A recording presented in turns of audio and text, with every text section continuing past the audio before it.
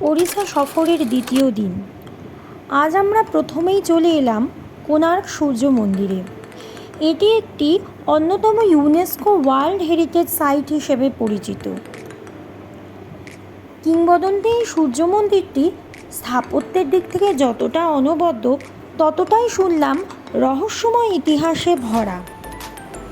এগুলো আমাদের পরিবারের সাথে কাটানো কিছু সুন্দর মুহূর্ত, যা আপনাদের সঙ্গে একটু শেয়ার করে নিলাম।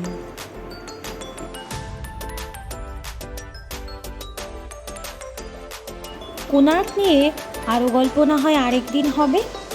এখন শুধু এটুকুই বলবো, পুরী থেকে মাত্র ৩৫ কিলোমিটার দূরে থাকা এই রহস্যময় মন্দিরটি আপনারা সবাই অবশ্যই দেখে আসুন। লিঙ্গরাজ টেম্পলে ঢোকার পরই বড় করে লেখা দেখলাম, ইন্ডিয়াস বেস্ট কেপ্ট সিক্রেট। কিন্তু সিক্রেটটা যে এক্স্যাক্টলি কী সেটা কেউ জানে না, আর তার জন্যই হয়তো নিরাপত্তার এতটাই কড়াকড়ি। এই মন্দিরের সঙ্গে জড়িয়ে আছে অদ্ভুত এক ইতিহাস। মনে করা হয় এই মন্দিরের নিচ থেকে প্রবাহিত হয়েছে একটি নদী, যা পবিত্র বিন্দু সাগরের সঙ্গে মিশেছে। শোনা যায় এই মন্দিরের শিবলিঙ্গটি থেকে অদ্ভুত দৈবিক আলো নির্গত হয়, বিশেষত শিবরাত্রির দিনে। অনেকের মতে এই শিবলিঙ্গটি নাকি দিনের বিভিন্ন সময়ে রং পরিবর্তনও করে।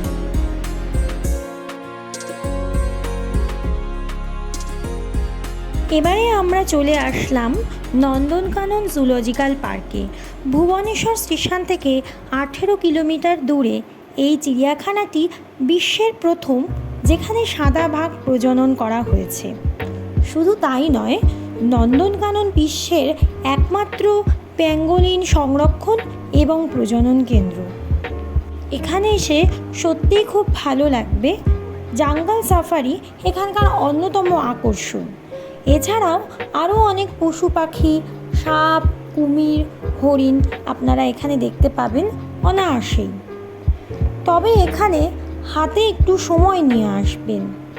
আসলে জায়গাটি খুবই ভালোভাবে উপভোগ করতে পারবেন যদি আপনার হাতে 5 থেকে 7 ঘন্টা টাইম থাকে। আপনাকে এটাও মনে রাখতে হবে, এটি বিকেল 5:30টায় কিন্তু বন্ধ হয়ে যায়।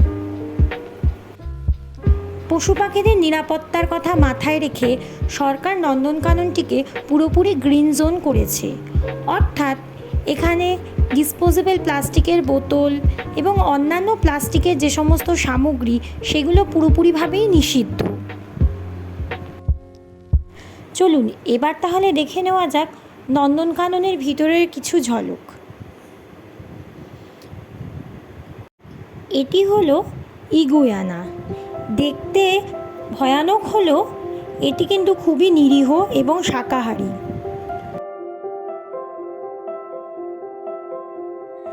এটি হলো এমু পাখি। এই যে দেখছেন সাদা ময়ূর, এই সাদা ময়ূর কিন্তু কোনো আলাদা প্রজাতি নয়। সাধারণ ময়ূরের ছানাই পিগমেন্টের অভাবে এইরকম অ্যালবিনো ময়ূর হিসেবে জন্ম নেয়। এগুলো কিন্তু খুবই রেয়ার। এবারে দেখে নেওয়া যাক নন্দনকাননের ভিতরে আমাদের তোলা কিছু পশু পাখির স্থির চিত্র।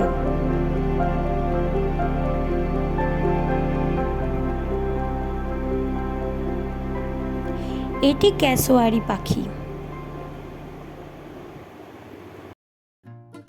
এটা হলো এমু পাখি। এটা ইগুয়ানা। এগুলি নাইল ক্রোকোডাইল। এই যে হরিণগুলি দেখছেন, এগুলি স্পটেড ডিয়ার। এগুলি নীলগাই। সাদা ময়ূর, ইন্ডিয়ান কমন পিকক,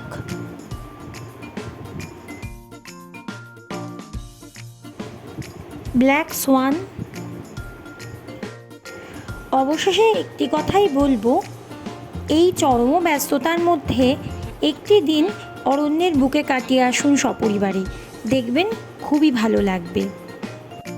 ভিডিওটি ভালো লাগলে আমার চ্যানেলটিকে সাবস্ক্রাইব করতে ভুলবেন না। ধন্যবাদ।